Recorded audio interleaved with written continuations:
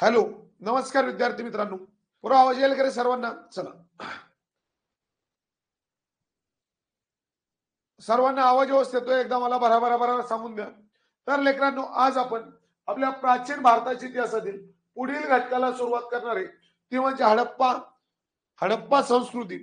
Okay, Harappa संस्कृती नेमकं काय आहे, कुठे उदयास आली, हडप्पा संस्कृतीचे शहर कोणते आहेत आणि हडप्पा संस्कृतीमध्ये कोणत्या गोष्टीचे अवशेष आपल्याला सापडलेले आहेत, इथे कोणते प्राणी, कोणती शेती, ओके, कुठे काय आढळतं, या सगळ्या गोष्टी आपल्याला इथे बघायच्या आहे. सर्वांनी व्यवस्थित दिसते? आवाज व्यवस्थित येतो? एकदा मला स्पीड मध्ये सांगून द्या. बराबर बराबर बराबर बराबर बराबर. ओके, तर आपला हडप्पा संस्कृती हा पहिला पॉइंट आज आपण इथे बघणार आहोत. ओके, क्या बात आहे. तर बरोबर आपण बघितलं होतं पाषाण काळामध्ये. बघा, पाषाण काळामध्ये लोक कुठे राहायचे रे? पाषाण काळामध्ये लोक कुठे राहायचे? पूर्व पाषाण काळ, मध्य पाषाण काळ, नव पाषाण काळ. पाषाण काळामध्ये लोकांचं अस्तित्व कुठे होतं? स्पीड मध्ये सांगा. पाषाण काळामध्ये लोकांचं अस्तित्व कुठे होतं? पाषाण काळामध्ये सर्वात पहिल्यांदा गुहामध्ये लोक काय करायचे? राहायचे. ओके, तिथे आपलं काय करायचे? वास्तव्य करायचे. त्यानंतर ते काय करायचे? शिकार करायचे. काय करायचे? शिकार करायचे आणि भटकंती करायची. भटकंती करायची. भटकंती काय तिथे करत होती. त्यानंतर पाषाण काळानंतर पूर्व पाषाण काळात त्यांच्या या सगळ्या गोष्टी घडल्या. पूर्व पाषाण काळामध्ये, पूर्व पाषाण काळाचा कालावधी सगळ्यांचा पाठ असेल. पूर्व पाषाण काळानंतर सुरू झाला मध्य पाषाण काळ आणि मध्य पाषाण काळामध्ये मानवानी सर्वात पहिल्यांदा काय केलं रे? कुत्रा या प्राण्याला पाळतू बनवलं. कुत्रा या प्राण्याला काय केलं? पाळतू बनवलं. कशाला? कुत्रा प्राण्याला. पूर्व पाषाण काळामध्ये माणूस काय करायचा? आगीचा शोध इथे लावलेला आहे. ओके, आगी शोध लावल्यानंतर मध्य पाषाण काळामध्ये कुत्रा प्राण्याला पाळतू बनवलं. 10,000 ते 8,000 ईसापूर्वीचा कार्यकाळ होता. त्यानंतर पुन्हा नव पाषाण काळ सुरू झाला आणि नव पाषाण काळामध्ये माणूस हळूहळू कुठे यायला लागला? शायपुराव नदीच्या काठी यायला लागला. कुठं? नदीच्या किनारी यायला लागला आणि नदीच्या किनारी येऊन त्यानं काय केलंय? आपले पुराव आपण म्हणतो ना काय, झोपडी वाजा घर, म्हणजे काय करायचे? झाडाचा पाला आणायचे, लाकडं आणायचे आणि काय करायचे? घर तयार करायचे. कुठं? नव पाषाण काळामध्ये, शेवटच्या टप्प्यामध्ये. नव पाषाण काळामध्ये काय करायचं माणूस? घर, आपण काय म्हणतो, शेती करायला लागली. ओके, शेतीत असं ज्वारीचं उत्पादन मध्यपासूनच झालं, पण इकडे गहू, बाजरी आणि त्याबरोबर ज्वारीचं सुद्धा काय झालं? उत्पादन घ्यायला लागले. कुठे? नव पाषाण काळामध्ये. शेतीच्या पाण्याच्या आश्रयाला आले असं आपण म्हणू शकतो. पाण्याच्या आश्रयाला इथे आले. ओके, शेळ्या, मेंढ्या, बकऱ्या वगैरे सगळं काय करायला लागले? ते पाळायला लागले. पुढं नव पाषाण काळामध्ये. मग आता हळूहळू लोकांची काय झाली रे? संख्या वाढत गेली. लोकांची काय झाली? पुरव संख्या वाढत गेली. बघा, लोकांची काय झाली? हळूहळू संख्या वाढत गेली. लोकांची संख्या वाढत गेली. मग आपल्याला माहितीये, हे दोन लोक जर एकत्र आले तर कुटुंब तयार होतं. कुटुंब तयार होतं. कुटुंब एकत्र आलं की भावकी तयार होते. भावकी तयार होते. भावकी एकत्र आली की वाडा तयार होतो. वाडा एकत्र आला की काय तयार होते? एक वस्ती तयार होती आणि वस्ती एकत्र आली की एक गाव तयार होतं आणि अनेक गाव एकत्र आले की शहर तयार होतं. काय होतं? शहर तयार होतं. या पद्धतीने कुटुंब एकत्र आले की भावकी तयार होते. भावकी एकत्र आली की वाडा तयार होतो. वाडे एकत्र आले की एखादी मोठी वस्ती तयार होती आणि वस्ती एकत्र आली की काय तयार होतं? गाव. आणि गाव एकत्र आलं की डायरेक्ट शहर तयार होतं. तसं पुरा इथे झालं. पुढं पूर्व पाषाण काळ, मध्य पाषाण काळ, नव पाषाण काळ नंतर मानवाने एक महत्वाचं युग पाहिला, तो म्हणजे ताम्र पाषाण काळाचं. ओके, ताम्र पाषाण काळामध्ये मानवाने सर्वात प्रथम कोणतं आपण म्हणतो धातूचा वापर केला? काल आपण पाहिलं होतं. ताम्र पाषाण काळामध्ये, ताम्र पाषाण काळामध्ये मानवाने कोणत्या धातूचा वापर केलेला आहे? ताम्र पाषाण काळामध्ये मानवाने, ओके, गावाचे ते माव झालं. स्पीड मध्ये लिहिलं त्याच्यामुळे गाव. ताम्र पाषाणमध्ये तांब्या धातूचा वापर केलेला आहे. तांब्याचा वापर केला. मग मी तुम्हाला काल एक गोष्ट सांगितली होती. पहिल्यांदा तांबा आलं, सर्वात पहिल्यांदा तांबा या धातूचा वापर झाला. त्यानंतरला कांस्य या धातूचा वापर झाला आणि त्यानंतरला जर पाहिलं तर पुरा लोह या धातूचा वापर झालेला आहे. लोह या धातूचा वापर झालेला आहे. परंतु कांस्य जे आहे हे कांस्य काय होतं पुरव? मिश्र धातू होता. मानवाने सर्वात प्रथम कोणत्या मिश्र धातूचा वापर केलेला आहे? कांस्य. ताम्र पाषाण काळ आणि लोह म्हणजे लोखंड यांच्यामध्ये कांस्य धातूचा वापर केलेला आहे. आणि ह्यो कांस्य धातूचा वापर ज्या काळामध्ये झाला तो म्हणजे हडप्पा काळ. कोणता? हडप्पा काळ. कोणता? हडप्पा काळ. म्हणजे ताम्र पाषाण काळ संपल्यानंतर लगेच कोणत्या काळाला सुरुवात झालेली असावी? हडप्पा संस्कृतीला सुरुवात झालेली असावी. ताम्र पाषाण काळ संपल्यानंतर लगेच हडप्पा संस्कृतीला काय झाली बरोबर? सुरुवात तेथे झालेली आहे. ओके, हा पॉइंट सर्वांचा क्लिअर झाला? येस. हडप्पा संस्कृतीमध्ये कोणत्या धातूचा वापर केला?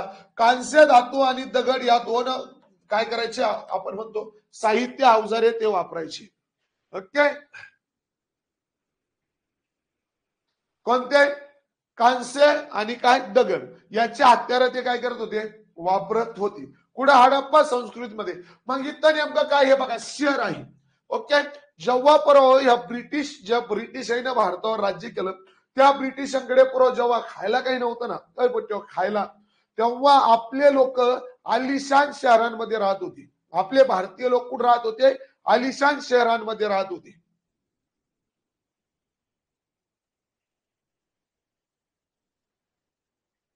काय? आलिशान असे राहत होते लोक, आलिशान. कधी? जेव्हा ब्रिटनने या ब्रिटिश लोकांनी भारतावर आक्रमण काय केलं आपण म्हणतो ना वर्चस्व गाजवलंय. किती? लोक म्हणते 150 वर्ष. 150 नाही, ते ब्रिटिश ईस्ट इंडिया कंपनी बरोबर भारताला आली 1660 ला, भारतातून गेली 1947 ला. एवढ्या दिवस सर्वात पहिल्यांदा मुघल बादशाह घाबरला त्यांना, जहांगीर. ओके, ते पुढे तुम्हाला सांगेल. हे ब्रिटिश जेव्हा असे झोपडपट्ट्यामध्ये राहायचे आहे की नाही, असे कुठे वळायचे, तेव्हा भारतामध्ये लोक कुठे राहत होते? आलिशान शहरांमध्ये राहत होते. मोठमोठ्या शहरांमध्ये फक्त एकच मजली नाही तर 2-2, 3-3 मजली अशा इमारती होत्या त्यांच्या. काय? 2-2, 3-3 मजली. आणि म्हणून या शहराला या काळात काय म्हणायचे? नगर असे म्हणायचे.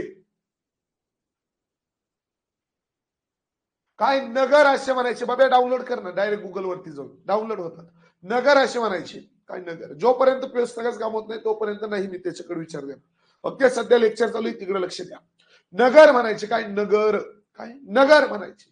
आणि म्हणून उदयास आली हडप्पा नगरी. काय? हडप्पा नगरी उदयास आलेली आहे. नगरी म्हणजे काय? शहर, शहराचा भाग.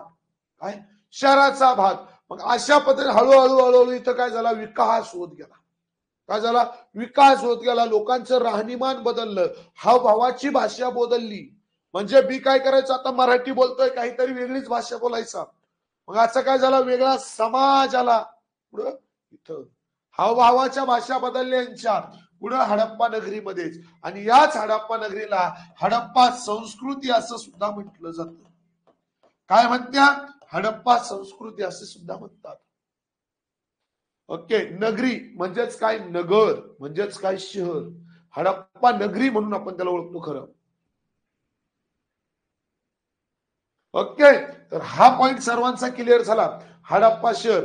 मग भारतामध्ये याला जगामध्ये जी हडप्पा संस्कृती याला हडप्पाच नाव का पडलं बुवा? कारण तुम्हाला सांगतो लेकरांनो, सर्वात पहिल्यांदी ज्या शहराचा शोध लागलाय ते म्हणजे हडप्पा शहर.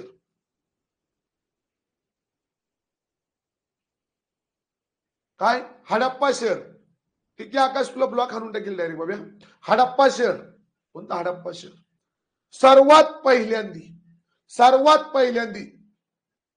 हडप्पा शहर. कोणतं? हडप्पा शहर. सर्वात प्रथम ज्या शहराचा शोध लागलाय, ज्या शहराचा शोध लागलेला आहे त्याला हडप्पा शहर असे म्हणतात. म्हणून याच्यावरून नाव पडलंय हडप्पा संस्कृती. काय नाव पडलंय? हिची लिंक पाठवू देत नाही मावशी. हडप्पा संस्कृती. ओके, हा पॉइंट काय करायचा? लक्षात ठेवायचा. हडप्पा संस्कृती. सर्वात प्रथम ज्या शहराचा शोध लागला ते म्हणजे हडप्पा आहे. कोणतं? म्हणून या संस्कृतीचं नाव काय पडलं? हडप्पा संस्कृती असे नाव पडले. हा पॉइंट सर्वांचा क्लिअर झाला? यस यालो. एकदा मला भराभरा सांगून द्या. चला स्पीड मध्ये बघूया, तो दुसरा आहे, तू दुसरा आहे. ओके, हा पॉइंट सर्वांस क्लिअर झाला. येस यानू. आता मग बरोबर, या हडप्पा संस्कृतीचा कार्यकाळ नेमकं काय आहे? हडप्पा संस्कृती कोणत्या नदीच्या खोऱ्यात उदयास आलेली आहे, असा देखील क्वेश्चन आपल्याला विचारला तो. हडप्पा संस्कृती कोणत्या नदीच्या आपण म्हणतो खोऱ्यात उदयास आलेली आहे? हडप्पा घाटीमध्ये कोणत्या धातूचा वापर केला जात होता? हडप्पा मध्ये कोणत्या धातूचा वापर केला जात होता? ओके, तर बरोबर, सिंधू नदीची सभ्यता म्हणजे हडप्पा सभ्यता आपण त्याला म्हणतो. सिंधू नदीची सभ्यता का म्हणतात? कारण सिंधू घाटीमध्ये ही उदयास आलेली आहे, सिंधू नदीच्या खोऱ्यात उदयास आलेली आहे. खूप वेळेस आपल्याला हा क्वेश्चन विचारला आहे, हडप्पा संस्कृतीचा उगम खालीलपैकी कोणत्या नदीच्या खोऱ्यात झाली? सीमाताई, मी तुम्हाला तेच सांगतोय, लिंक टाकता येत नाही ऑनलाईनच्या बॅचची. तुमच्या ऍपवरती नोटिफिकेशन पडल्यावरती ती घंटी, त्यावरती क्लिक करून बघा.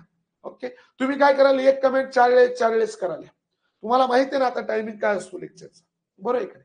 ओके, तिथं मी दररोज नोटिफिकेशन टाकतो, तुम्हाला येत नाही ते का बघा एकदा काय प्रॉब्लेम आहे मोबाईलचा. ओके, तिथं टाकतोय मी माझ्या हातानं.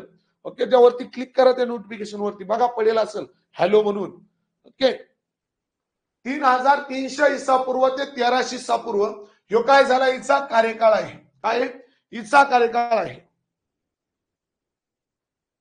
ओके, हिचा कार्यकाळ आहे कशाचा? ईसापूर्व 3300 ते ईसापूर्व 1300.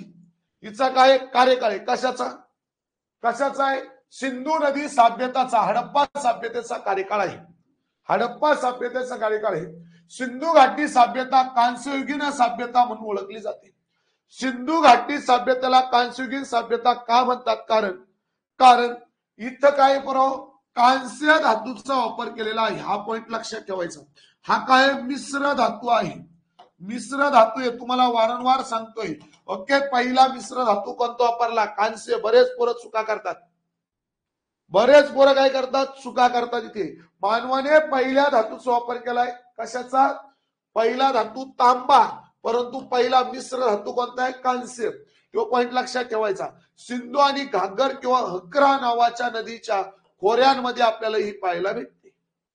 सिंधू नदी आणि हक्कर, तिलाच काय हकरा, हकरा, घग्गर किंवा हकरा, घग्गर किंवा हकरा, ही नदी आणि सिंधू नदी यांच्या दरम्यान आपल्याला सिंधू सभ्यता पाहायला भेटते. हाही पॉइंट लक्षात ठेवायचा. आता ह्या नदीचा काही पुढे पेपरला उल्लेख नाही आतापर्यंत, क्वेश्चन हाच विचारला, सिंधू नदीची सभ्यता किंवा हडप्पा संस्कृती खालीलपैकी कोणत्या नदीच्या खोऱ्यात उदयास आलेली आहे? पोलीस भरती सरळ सेवेला तर खूप वेळेस हा क्वेश्चन विचारलाय. हडप्पा संस्कृती सर्वात प्रथम कोणत्या नदीच्या खोऱ्यात उदयास आलेली आहे? सिंधू नदीच्या खोऱ्यात उदयास आलेली आहे. हा पॉइंट सर्वांनी लक्षात ठेवायचा. हडप्पा संस्कृतीचे वेगवेगळे टप्पे आहेत. परंतु आपल्याला जर क्वेश्चन विचारला, पाषाण काळ संपल्यानंतर जो हडप्पा संस्कृतीला सुरुवात झाली त्या टप्प्यास टिंबटिंब असं म्हटलं जातं. पाषाण काळ म्हणजेच काय? पूर्वपाषाण काळ, मध्य पाषाण काळ, नवपाषाण काळ, ताम्र पाषाण काळ, हे सगळे संपले. त्यानंतर हडप्पा संस्कृतीला जी सुरुवात झाली त्याला म्हणत्या हडप्पा पूर्व संस्कृती. म्हणजे हडप्पा संस्कृतीचा सर्वात पहिला टप्पा, सर्वात पहिला भाग ईसा पूर्व 3300 चा, ईसा पूर्व 3300 चा जो भाग आहे त्याला हडप्पा पूर्व संस्कृती असे म्हणतात. हडप्पा संस्कृतीचा पहिला टप्पा, हडप्पा संस्कृतीचा पहिला टप्पा म्हणजे काय? हडप्पा पूर्व संस्कृती आहे. त्यानंतर प्रगल्भ नागरी हडप्पा संस्कृती आहे, प्रगल्भ नागरी हडप्पा संस्कृती आहे, उत्तर हडप्पा संस्कृती आहे आणि हडप्पोत्तर संस्कृती शेवटचा टप्पा आहे. जो काय शेवटचा टप्पा आहे, याची काय जास्त विचार करत बसायचं नाही, जास्त काय याला डोकं लावायचं नाही. ओके, तर आता बरोबर हडप्पा संस्कृतीचे वेगवेगळे नाव आहे. आपल्याला जर क्वेश्चन विचारला, हडप्पा कालीन पहिले शहर कोणते? हडप्पा कालीन पहिले शहर कोणते? तर आपलं उत्तर येईल हडप्पाच. परंतु जर आपल्याला विचारलं सिंधू संस्कृतीचे पहिले शहर कोणते किंवा सरस्वती नावाची जी नदी आहे, या सरस्वती नदीच्या नावावरून देखील हिला सरस्वती संस्कृती असं ओळखलं जातं. नगरी शहर होते, शहर होते म्हणून याला नागरी संस्कृती म्हणून सुद्धा ओळखतात. हडप्पा संस्कृतीला फक्त हडप्पा संस्कृती किंवा सिंधू संस्कृती एवढेच नावं नसून याला आणखी 2 नावं आहेत. एक म्हणजे सरस्वती नदीच्या खोऱ्यात असल्यामुळे सरस्वती संस्कृती, आणि दुसरा नागरी होते, नगर होते, शहर होते, म्हणून त्याला नागरी संस्कृती असं सुद्धा म्हणतात. काही गरज नाही तावडे, कालची पाषाणची पीडीएफ आपण टाकलेली आहे. ओके, हडप्पा उद्या एंड झालं की याची पीडीएफ टाकून देईल. कालची पीडीएफ टाकली, चॅट बॉक्स मध्ये बघून घ्या सगळ्यांनी. हडप्पा संस्कृती म्हणतात कारण हे हडप्पा यातलं पहिलं शहर आहे जे सापडलेला. पहिलं आपण म्हणतो ना, हडप्पा कालीन संस्कृतीचा जेव्हा शोध लागला गेला तेव्हा त्यात पहिलं शहर कोणतं शोधलं? हडप्पा संस्कृती. कोणतं शहर शोधलंय? हडप्पा संस्कृती हे शहर शोधलं गेलेलं आहे, आणि म्हणून हिला हडप्पा संस्कृती हे नाव दिलं. सिंधू संस्कृती का नाव दिलं? सिंधू नदीच्या खोऱ्यात आहे. सरस्वती संस्कृती का नाव दिलं? सरस्वती नदीच्या खोऱ्यात आहे. आणि नागरी संस्कृती का नाव दिलं? कारण ते शहर होते, नगर होते. ओके, 2-2, 3-3 मजली यांचे घर होते, फक्त एक मजली नाही, 2-2, 3-3 मजली यांचे घर होते. घरामध्ये यांच्या विहिरी होत्या, घरामध्ये यांच्या अन्न साठवण्यासाठी गोदाम सुद्धा होते. खालील पैकी कोणत्या काळामध्ये त्यांच्या घरामध्ये पाण्यासाठी विहिरी खोदल्या गेल्या होत्या? घरात.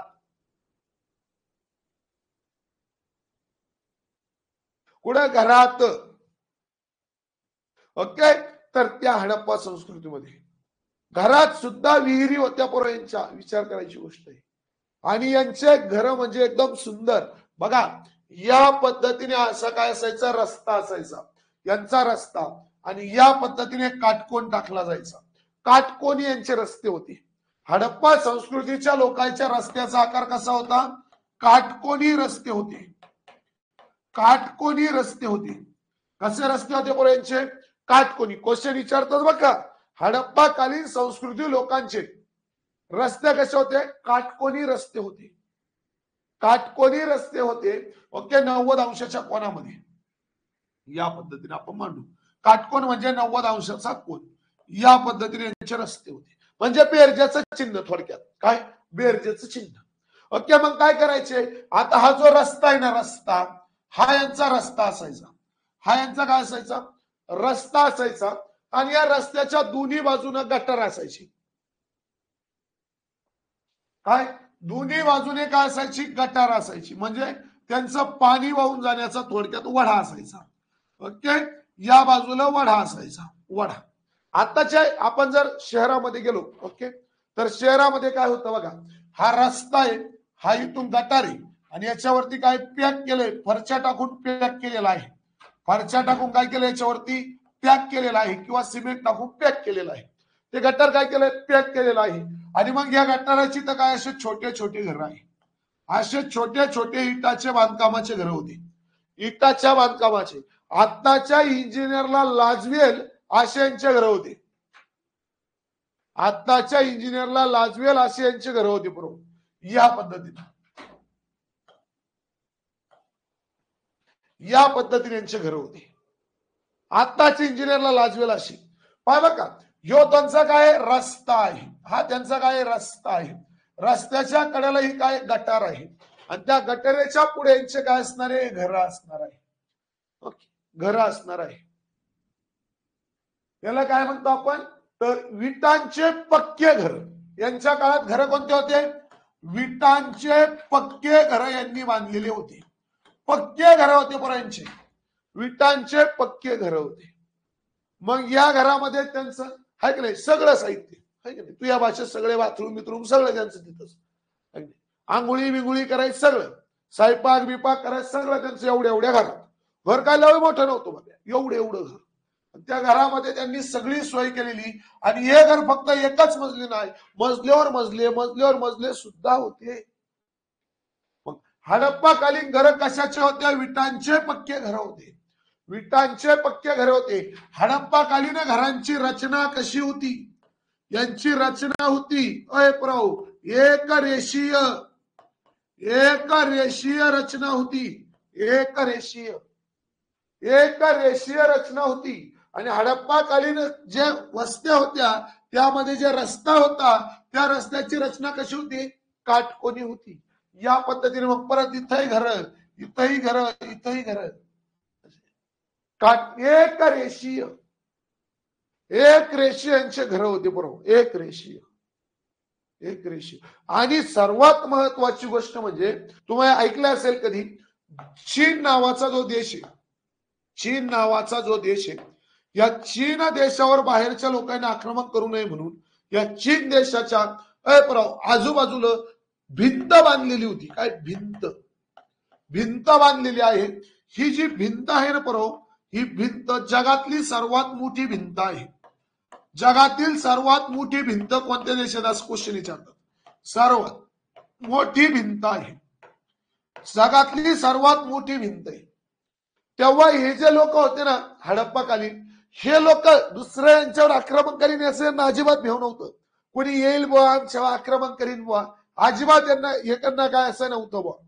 कोणी येईल आमच्यावर आक्रमण करीन असं अजिबात यांच्या काही लक्षात नव्हतं. ओके, पण इथे आपल्याला माहितीये पूर्व पाषाण काळ, मध्य पाषाण काळ आणि नव पाषाण काळामध्ये यांनी सगळ्यात जास्त त्रास दिलाय तो म्हणजे प्राण्यांना. मग प्राणी येऊन यांना खाऊ शकत्या, मग प्राण्यांपासून काय करायचं, संरक्षण करण्यासाठी यांनी तटबंदी बांधलेली होती. प्राण्यांपासून संरक्षण करण्यासाठी यांच्या घराला तटबंदी होती. म्हणजे अख्ख्या गावाच्या गावाला तटबंदी होती, शहराच्या शहराला तटबंदी होती. तटबंदी म्हणजे तार कंपाऊंड तो या भाषेत तटबंदी होती. ओके, तटबंदी बांधलेली होती यांनी अशी तटबंदी. ओके, तार कंपाऊंड भिंतीचं, ज्यावरून काय जे प्राणी आहेत ते प्राणी म्हणजे वाघ वगैरे काय करू शकत नाही. इथं येऊन इथे लहान मुलं जे असतील वो त्यांना मारू शकत नाही, खाऊ शकत नाही. त्यांचं संरक्षण, त्यांच्यापासून संरक्षण करण्यासाठी तटबंदी बांधलेली होती. ओके, जर विचारलं हडप्पाकालीन संस्कृतीमध्ये जी शहरांना तटबंदी बांधली ती खालीलपैकी कोणत्या गोष्टीपासून संरक्षण मिळण्यासाठी बांधली, परकीय आक्रमण असे ऑप्शन देतील आपल्याला. आपलं उत्तर काय राहील, प्राण्यांपासून, वन्य प्राणी जे आहे त्यांच्यापासून संरक्षण मिळवण्यासाठी. ओके, हाही पॉइंट काय करायचं आपल्याला लक्षात ठेवायचं. इथपर्यंत सर्वांच्या लक्षात आलं, येस या. तर बरं, आता जर आपण गेलो तर बघा, चार्लस मेसन व या एक व्यक्ती होता, कुठला होता आता चार्लस मेसन म्हटल्यानंतर, आहे का बेसन नाही मेसन, हा कुठला होता, इंग्लंडचा शास्त्रज्ञ होता. इंग्लंडचा शास्त्रज्ञ होता. याला काही काम नाही, हा गेला या शहरात, हा गेला या शहरात वाड्या वशेल, गेला या शहरात आणि तो पाहाला, फक्त असं चष्मा काढून पाहाला, काय बुवा, काय बुवा, अच्छा असं आहे का, वय बर बर बर, अच्छा इथं डोंगर आहे, इथं घर दिसते गड्या गाडचं, थांबा थांबा इथं दिसते इथं, असा कोण म्हणाला, हा चार्लस मैसन म्हणाला. हा चार्लस मैसन म्हणाला. कुठे गेला, या ठिकाणी गेला. कोणत्या साली गेला, 1829 ला, 1829 ला गेला. आणि मग त्याला लिहायचा लय नाद होता, किंवा लिहायचा कागदावर, त्याला लिहायचा नाद होता. त्यानं मग काय केलं, याची पाहणी केली या ठिकाणाची, याला नाव बिव काही नाही, या ठिकाणी आता तात्पुरतं या ठिकाणाची पाहणी केली. ओके, या ठिकाणाची पाहणी केली आणि काय म्हणतो माहिती का, काश ये, काश ये, सिकंदर ने जब भारत पे हमला किया था, सिकंदर ने जब भारत पे हमला किया था तब का ठिकाण होगा, स्थल होगा, तब का स्थल होगा. म्हणजे काय म्हणतो, जेव्हा सिकंदरने भारतावर हल्ला केला, सिकंदरने भारतावर आक्रमण केव्हा केले, मोस्ट टाइम क्वेश्चन, सिकंदरने भारतावर आक्रमण केले ईसापूर्व 326 मध्ये, ईसापूर्व 326 मध्ये सिकंदरने भारतावर आक्रमण केले. तेव्हा भारताचा डावा आपला उजा जो कान होता, उजा या बाजूचा, हा कान वाढला. ओके, तिथं दारा सेकंद नावाचा व्यक्ती राज्य करत होता. कोण, दारा सेकंद. सिकंदर आणि दारा सेकंद यांच्यामध्ये युद्ध झालं आणि अफगाणिस्तान आणि सिंध प्रांतचा काही भाग त्यांनी जिंकून घेतला, कुणी, सिकंदरने. आणि भारतातून परत जाताना त्यानं स्वतःला अलेक्झांडर नावाचा किताब दिला आणि जाता जाता जाता आजारी पडला आणि मेला, आजारी पडून मेला, आजारी पडून, असं म्हटलं त्याला कोलारा नावाचा आजार झाला असं म्हटलं जातं, पण आजारी पडून मेला. तर या सिकंदरने जेव्हा भारतावर हल्ला केला, कधी सिकंदरने भारतावर हल्ला कधी केला, ईसापूर्व 326 मध्ये. जेव्हा सिकंदरने, हा क्वेश्चन विचारला बघ रेल्वेला, सिकंदरने भारतावर हल्ला कधी केलेला आहे, जेव्हा सिकंदरने भारतावर हल्ला केला त्यावेळेस या शहराचा जो राजा होता, या शहराचा जो राजा होता, त्या राजाचं नाव होतं पोरसेन. पोरसेन. पोरसेन काय? पोरसेन. कोण होता? पोरसेन. पोरसेन हा राजा होता. पोरसेन काय होता? राजा होता. या पोरसेन आणि या सिकंदर यांच्यामध्ये युद्ध झालं, पण पोरसेन काय अडतो भाऊ, है की नाही? तेव्हा पोरसेननी हा प्रांत लढवला होता. पोरसेननी हा प्रांत लढवला होता आणि मग म्हटलं जायचं हे जे ठिकाण आहे, पाय बघा आता महत्वाचा मुद्दा, हे जे ठिकाण आहे, हे ठिकाण सापडवलं कुणी? सापडवलं या चार्लस मेसन नावाच्या इंग्रजानं. आणि पण त्यानं काही उल्लेख केला नाही. तो फक्त लिहून एवढंच ठेवतो, जेव्हा सिकंदरने भारतावर हल्ला केला तेव्हा पोरसेन नावाचा जो व्यक्ती होता, पोरसेन नावाचा जो शासक होता, त्याचीही राजधानी असावी असं त्याचं म्हणणं होतं. त्याचीही काय असावी? राजधानी असावी. त्याला काही नाव, त्याला काही गाव, काही नाही. पोरसेन नावाच्या काय राजाची ही राजधानी असावी, त्याचं हे शहर असावं असं त्याचं म्हणणं होतं. कोणाचं म्हणणं होते? Charles mason. मग जर तुम्हाला क्वेश्चन मी विचारला, पोरसेन नावाच्या राजाची राजधानी शोधण्याचा मान कुणाला भेटलाय किंवा पोरसेन नावाच्या राजाची राजधानी खालीलपैकी कोणी शोधलेली आहे? आपलं उत्तर आहे चार्लस मेसन.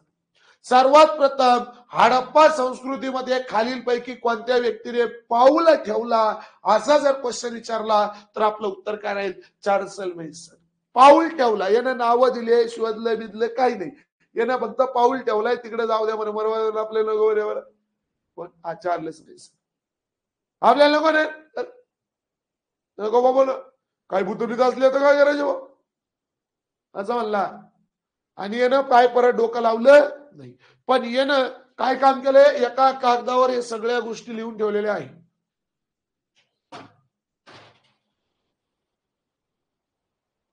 ओके. बाबा त्या विज्ञान मध्ये शिकवणार तुम्हाला, थांब किशोर. ओके, अशी गोळ घाल नको, डोळे डोक्याचं दैवात होईल. हा पॉइंट क्लिअर झाला. राजा पोरसेन राजधानी, राजा पोरसेन आणि याची काय राजधानी. यावरती आक्रमण कोणी केलेलं आहे? चार्लस मेसन यानं केलेलं आहे. सॉरी, कोणी? आपल्या सिकंदरनं केलेलं आहे. सिकंदरनं आक्रमण केलं तेव्हा पोरसेन याची राजधानी होती आणि ती राजधानी यानं शोधली असं म्हटलं गेलं. चार्लस मेसन कधी झाले? 1829 ला झालेलं आहे. मग चार्लस मेसन गेल्यानंतर भारतीय पुरातत्व विभागाची स्थापना झाली. पोलीस भरतीला देखील हा क्वेश्चन विचारला आहे, भारतीय पुरातत्व विभागाची स्थापना कधी झाली? भारतीय पुरातत्व विभागाची स्थापना कधी झाली? 1861 साली भारतीय पुरातत्व विभागाची स्थापना झालेली आहे. भारतीय पुरातत्व विभागाचे पहिले जे अध्यक्ष होते त्यांचं नाव होतं अलेक्झांडर कॅनिंघम. भारतीय पुरातत्व विभागाची स्थापना झाली आहे 1861 ला. याचे प्रथम अध्यक्ष होता हा बाबिया. ह्या बाबियानं काय केलं? त्याचा कागद पाहिला. दुसऱ्याचे कागद दुसऱ्यानं वाचू नये. दुसऱ्याचे कागद दुसऱ्यानं वाचू नये. वाचायची गरज अजिबात नाही. तरीही यानं दुसऱ्याचा कागद वाचला. यानं काय केलं? या चार्लस मेसनचा कागद वाचला आणि वच्चा चार्लस मेसन इथे गेलता काय? मग हा पण निघाला. हा पण निघाला आणि हा त्या ठिकाणी जाऊन पोहोचला आणि यानं सांगितलं. आता हा पुरातत्व विभागाचा प्रमुख होता बाबा. म्हणजे हा पुरातत्व विभाग म्हणजे जे प्राचीन काळाच्या ज्या वस्तू आहे, जे अवशेष आपल्याला सापडत आहे, ते अवशेष कधीचे आहेत, त्याचं आयुष्यमान काय आहे, त्याच्यात कार्बन कसं, या सगळ्या गोष्टी शोधायचं काम हे लोक करायचे. आणि भारतीय पुरातत्व खातं 1861 ला कोणाच्या काळात स्थापन झालंय? लॉर्ड कॅनिंगच्या काळात स्थापन झालेलं आहे. लॉर्ड कॅनिंगच्या काळात. मग या भारतीय पुरातत्व विभागाच्या पहिल्या अध्यक्षानं म्हणजे अलेक्झांडरनं त्या ठिकाणावर जाऊन पाहणी केली आणि त्यानं डायरेक्ट सांगितलं हे ठिकाण 4थ्या ते 7व्या शतकातले आहे. त्यानं त्याचा आता काहीतरी अभ्यास केला असेल ना बाबा, त्यावर काहीतरी ते वतलं असेल केमिकल. हो, पुरावे त्याच्यावर असे केमिकल वतले असतील. मग केमिकल वतल्यानंतर त्याला अशा उकळ्या फुटल्या असतील. मग त्या उकळ्या कशा पद्धतीने फुटत्या, उकळ्या फुटल्यानंतर त्याला कोणता रंग प्राप्त होतो, या सगळ्या गोष्टींचा त्यानं अभ्यास केला असेल ना. बरोबर. या सगळ्या गोष्टींचा अभ्यास करून मग यानं सांगितलं पुराव की हा जो भाग आहे,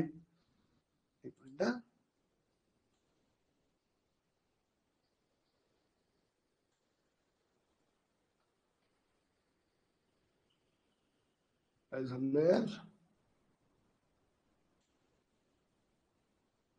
हा जो भाग आहे हा कितव्या शतकाचा आहे असं त्याने काय केलंय तिथे सांगितलेलं आहे.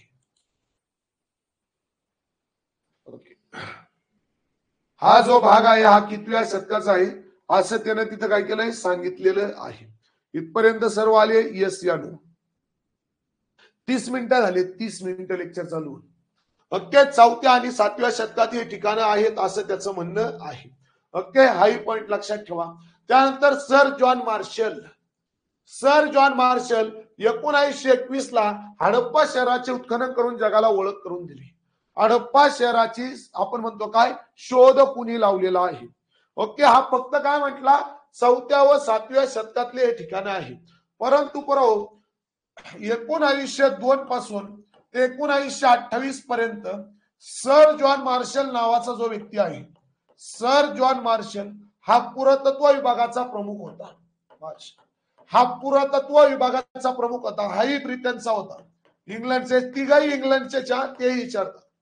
पुरातत्व विभागाचा प्रमुख होता, पुरातत्व विभागाचा. हो, तो वेगळा हा वेगळा मावशी. कॅनिंघम हा, आणि तो कॅनिंग आहे, लॉर्ड कॅनिंग आहे, तो वेगळा. हा अलेक्झांडर आहे, तो लॉर्ड कॅनिंग आहे. पुरातत्व विभागाचा हा प्रमुख होता सर जॉन मार्शल. यानं सर्वात पहिल्यांदा हडप्पा शहराची ओळख जगाला करून दिलेली आहे. मग आपल्याला उत्खनन केलं म्हणजे काय केलं, शोध लावला प्रॉपर. हडप्पा शहराचे उत्खनन खालीलपैकी कुणी केलेले आहे, हा पहिला क्वेश्चन विचारला. कधी केले, काही ठिकाणी 1931 पण याचा कार्यकाळ 28 संपला. 1931 ला काय मरा जाईल कधी. ओके, 28 ला कार्यकाळ संपला याचा पुरातत्व विभागाचा अध्यक्ष होतो. दुसरं काय, यानं 21 ला शोध लावलेला आहे. तिसरं काय, हडप्पा शहराचे उत्खनन करून जगाला ओळख करून दिली. म्हणजे हडप्पा शहराच्या जगाला ओळख करून देणारा व्यक्ती कोण, हा भाऊ बिगर विशाळा सर जॉन मार्शल जगाला ओळख करून दिली हडप्पा शहराची. सर्वात पहिल्यांदा कोणतं नगर सापडले, हडप्पा नगर. हाही पॉइंट लक्षात ठेवणं गरजेचं आहे. कधी सापडलंय, 1921 ला सापडलेला आहे. कोणाला सापडलंय, सर जॉन मार्शलला सापडलेला आहे. हा कोण होता, भारतीय पुरातत्व विभागाचा प्रमुख होता. कुठला होता, इंग्लंडचा होता. एवढे पॉइंट लक्षात घुसले. सर 3 व्यक्ती आपण शिकलोय आतापर्यंत, सर जॉन मार्शल, अलेक्झांडर आणि इकडे चार्लस मैसन. चार्लस मैसन पहिल्यांदा तिथे गेला. तो फक्त म्हटला पार्सेंची राजधानी असावी अलेक्झांडरच्या काळात.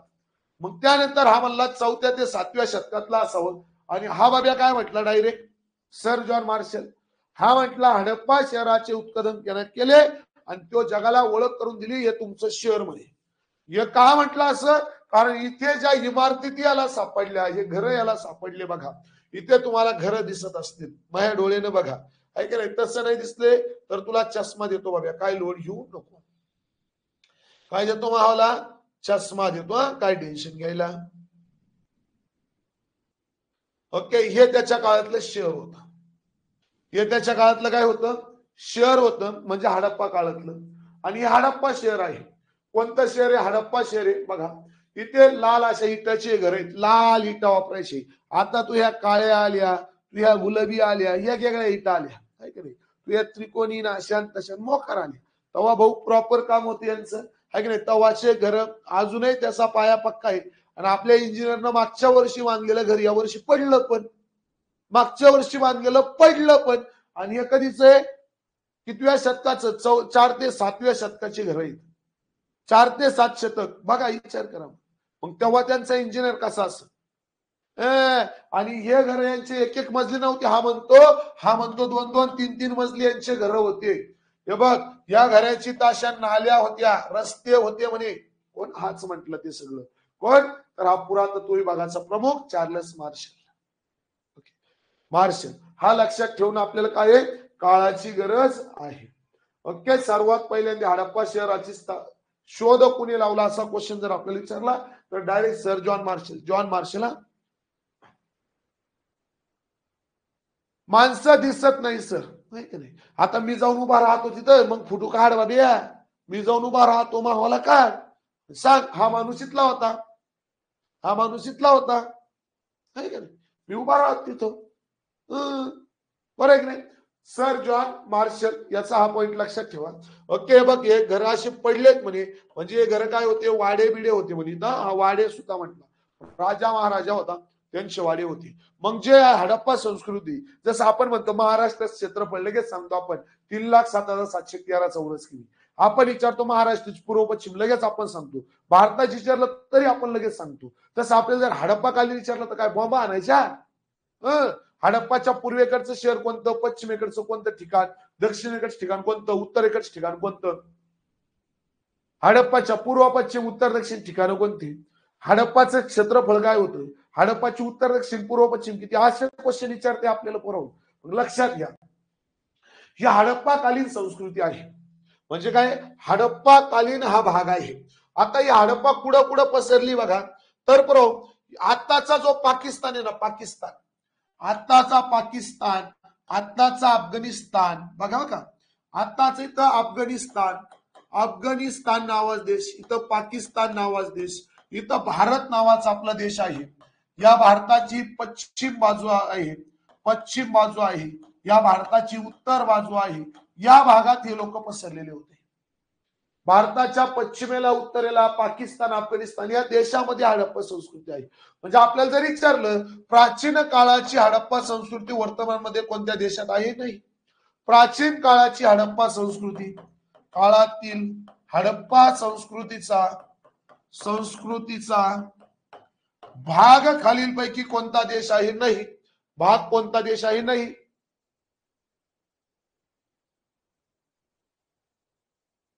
काय, प्राचीन काळातील हडप्पा संस्कृतीचा भाग कोण आहे कोण नाही, तर कोणते कोणते देशात आहे, अफगाणिस्तानमध्ये, भारतामध्ये आहे आणि पाकिस्तानमध्ये आहे. भारताच्या कोणत्या भागात आहे, उत्तर भागात आहे. भारताच्या कोणत्या भागात आहे, पश्चिम भागात आहे. पश्चिम उत्तर भाग म्हणजे वायव्य भाग म्हणू आपण, वायव्य भाग म्हणू आपण, वायव्य भाग म्हणू आपण, वायव्य भाग. ओके, नेटवर्क टाक ना, एमपीएससी प्रिव्हियस क्वेश्चन पेपर लगेच येऊन जाते. वायव्य भाग.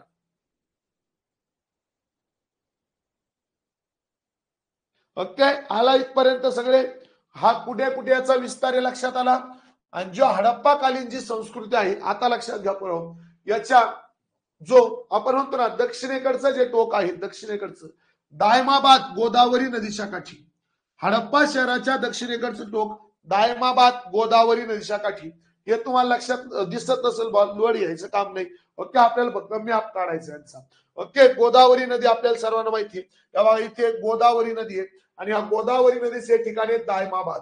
मग हडप्पा संस्कृतीच्या सर्वात दक्षिणेकडचं ठिकाण कोणतं आहे, दायमाबाद. कुठं, दायमाबाद. हडप्पाकालीन दायमाबाद हे शहर खालीलपैकी कोणत्या नदीच्या काठावर होतं, हडप्पाकालीन दायमाबाद हे शहर खालीलपैकी कोणत्या नदीच्या काठावर होतं, असा देखील क्वेश्चन आपल्याला विचारला जातो.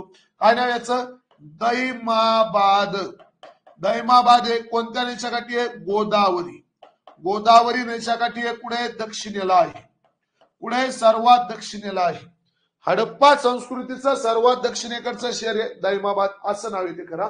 दैमाबाद, इथं दैमाबाद झाले, दैमाबाद आहे सर्वात दक्षिणेकडे. त्यानंतरला पूर्वेला कोणतं आहे, आलमगीरपूर आहे. आलमगीरपूर हिंडनी नदीच्या काठी आहे. आलमगीरपूर या बघा इथं हिंडनी नदीच्या काठी होतं. आलमगीरपूर कुठे, पूर्वेला आहे. कोणत्या नदीच्या काठी आहे, हिंडनी नदीच्या काठी आहे. हिंडनी नदीच्या काठी आहे, हे पूर्वेकडचं ठिकाण. मग आपण काय करू, या पश्चिमेला या दक्षिणेला या पूर्वेला असं जोडल्यानंतर काय झालंय, उत्तरेचं ठिकाण आलं मांडा.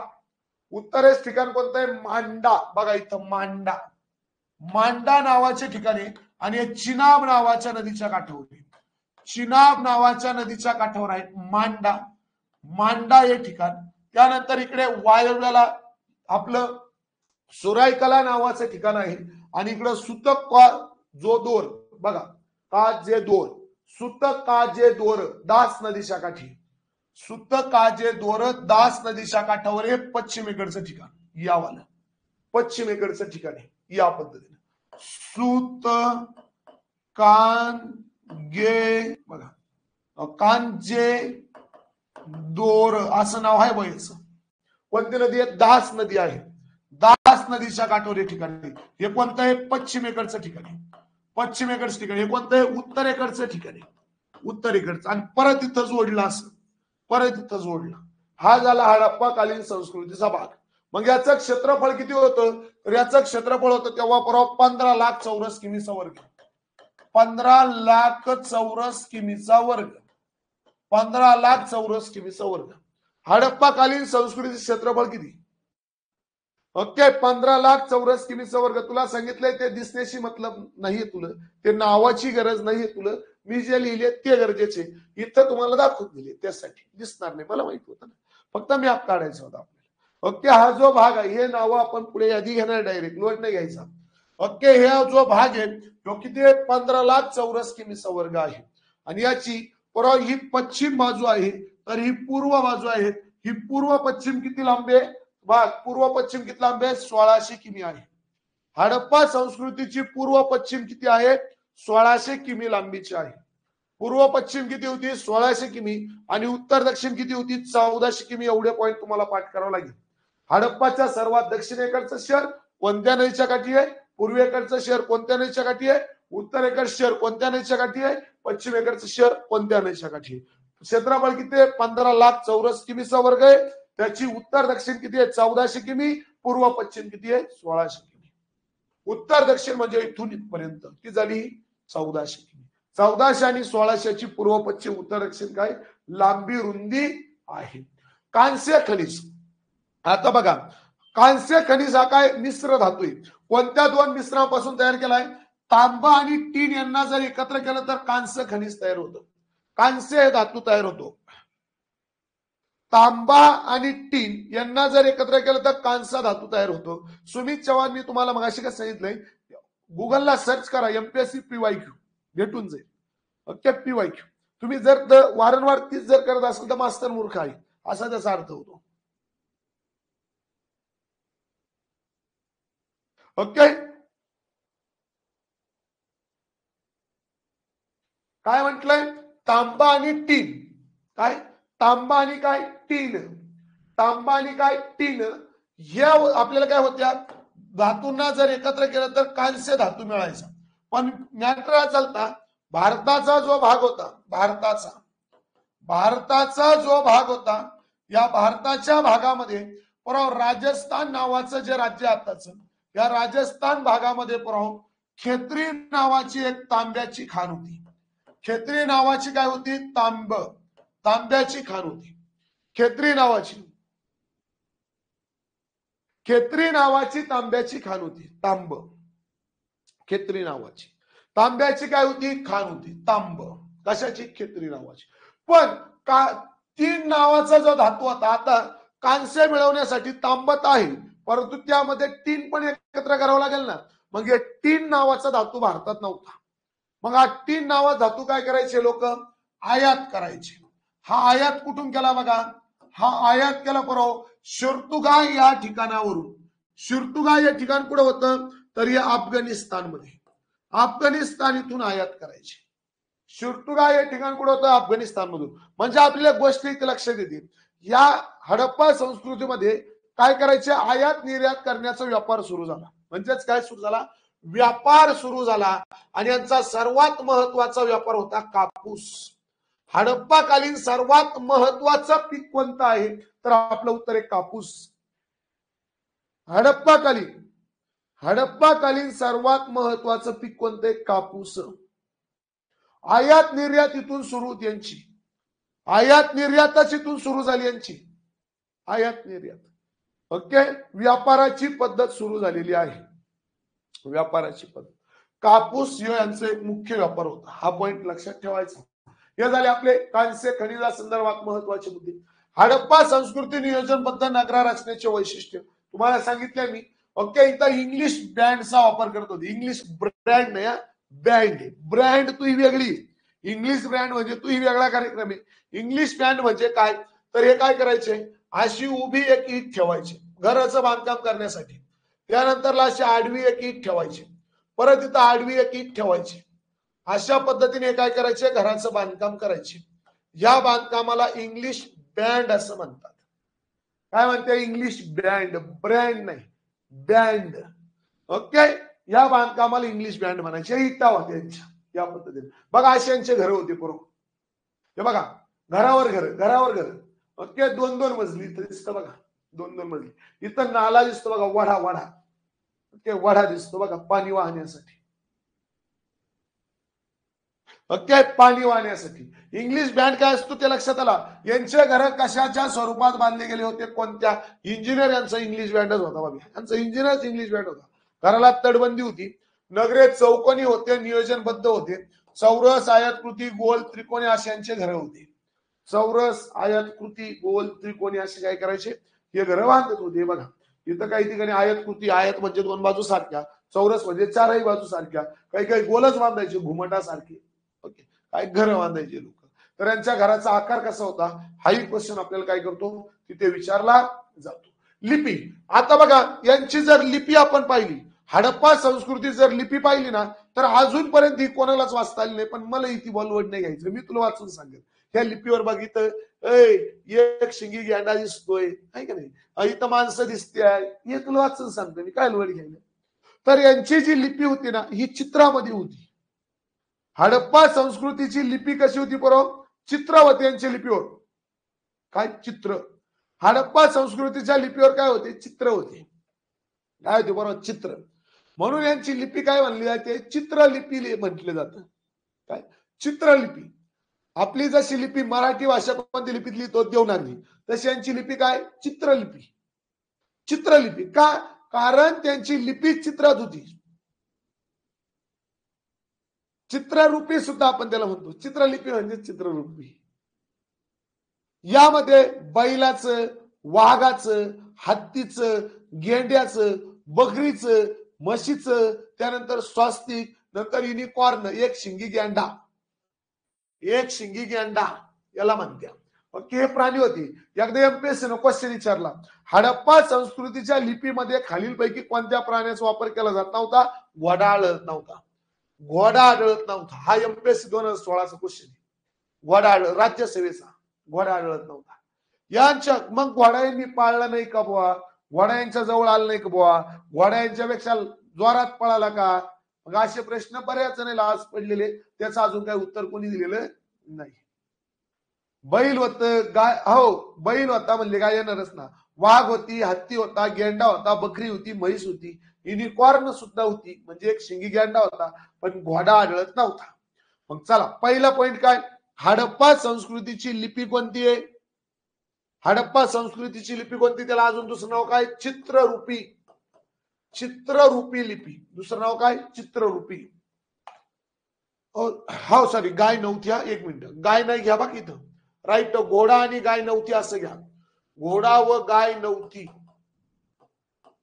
गाय नव्हती, गाय नव्हती असं घ्या. बैल होता, म्हैस पण होती, पण गाय नव्हती, राईट. चित्ररूपी यांची लिपी म्हणजे चित्रलिपी, यांची लिपी काय, चित्रलिपी. मग या चित्रलिपीमध्ये घोडा गाय नव्हती हे लक्षात घालायचं. ओके, यामध्ये बैल होता, वाघ होता, हत्ती होता, गेंडा होता, बकरी होती, म्हैस होती, स्वास्तिक होतं, युनिकॉर्न होतं, माणसं सुद्धा होते, माणसं सुद्धा होती, पण यामध्ये घोडा नव्हता, गाय नव्हती. हा पॉइंट काय करायचा, क्लिअर करायचा. त्यानंतर हडप्पा संस्कृतीची मृदा म्हणजे चलन, मुद्रा. मुद्रा म्हणजे काय, चलन. आता हा क्वेश्चन एमपीएससीने विचारला होता, आपल्याला सरळ सेवा, एसएससी जीडीला, रेल्वेला सुद्धा विचारला शकतो. यांची मुद्रा प्रामुख्याने टिंब पासून बनवली जायची, सित्ता टाईड पासून बनवली जायची. झाड कापायचे, त्या झाडाचे तुकडे तुकडे तयार करायचे आणि त्यावरती कोरीव काम करायचे. त्या तुकड्या तुकड्यांना म्हणायचे सिट्टा ईड, सिट्टा ईड, सिट्टा ईड. ओके, तर ते लक्षात ठेवायचं. ओके, ते लक्षात ठेवायचं. अरे त्या चित्रांवर नव्हतं दळिंदरा, तुला काय करावं रे, हा पॉइंट लक्षात ठेवा. याच्या जे चलन होतं त्याचा आकार कसा होता, चौरस कृती होते, काही आयत कृती होती, काही गोल होते, काही त्रिकोणी होते. शिल्पांकन, ओके, मुद्रांवर प्रामुख्याने प्राणी, मानव कृती, देवी यांच्या प्रतिमा बघायला भेटतात. बघा देवी वगैरे भेटतं, ओके, प्राणी पण भेटतात, मानव पण भेटतो. यांच्या काय होते, या जे चलन होतं त्या चलनावर चित्र होती. चलनावर कोणते कोणते चित्र होते त्याला आपण मुद्रा असे म्हणतो. तोही पॉईंट लक्षात ठेवायचा. ओके, पुढे तर लेकरांनो अशा पद्धतीने इथपर्यंत आपण आज बघितलेलं आहे. इथपर्यंत सर्वांच्या डोक्यात घुसला असेल. येस या. ओके, लगेच पुढे आपलं 3 वाजता गणिताचं लेक्चर सुरू होईल. गणिताचं लेक्चर झाल्यानंतर ओके पुढे संध्याकाळी 6 वाजता आपल्या युट्यूब चॅनलला कशाच लेक्चर होईल, तर युट्यूब चॅनलला आपल्या जीकेचं लेक्चर होईल. ओके, ते सगळ्यांनी करा. एसएससी जीडी आणि आरपीएफ आणि रेल्वेची पीवायक्यू असतात त्याच्यामध्ये. सध्या ही संस्कृती पाकिस्तानमध्ये, भारताच्या वायव्य भागात ते अफगाणिस्तानमध्ये मग सांगितलं ना एक विस्तार करून. ओके, इथपर्यंत सर्वात लक्षात घुसलं. आता उद्या हा चॅप्टर आपला संपून जाईल. उद्या हा चॅप्टर संपून जाईल. यातले महत्वाचे शेअर वगैरे पाहिजे आणि प्रेसचे घ्यायचा. मग लगेच पुढचा चॅप्टर सुरू होईल. आज 7-8 दिवसामध्ये एंड होऊन जाईल. ओके, उद्या तसं 26 जानेवारी उद्याच बघू. ओके, संध्याकाळी तुम्हाला सांगेल. पण उद्या संध्याकाळी आपल्याला एक क्वेश्चन लेक्चर घ्यायचं युट्यूब वरती. ओके, क्वेश्चन चॅप्टर संपल्यानंतर क्वेश्चन ना काल जसे घेतले तसे, काल 25 घेतले पाषाण काळाचे, तसे पण 20-25 घेऊ की. ओके, चॅप्टर संपल्यानंतर एकदा चॅप्टर तर संपू द्या. ओके, काही टेन्शन नाही. सर उद्या सुट्टी घ्या का बरं बाबा? ओके, सुट्टी नाही, बघू उद्या लेक्चर घेऊ. बघू, मी सांगतो संध्याकाळी. मागच्या लेक्चर कंटेंट मध्ये जा, कंटेंट मध्ये जा, कोर्स मध्ये, कोर्स ओपन करा, वरती कंटेंट ऑप्शन त्याच्यात जा. Okay, thank you so much. Bye bye, take care.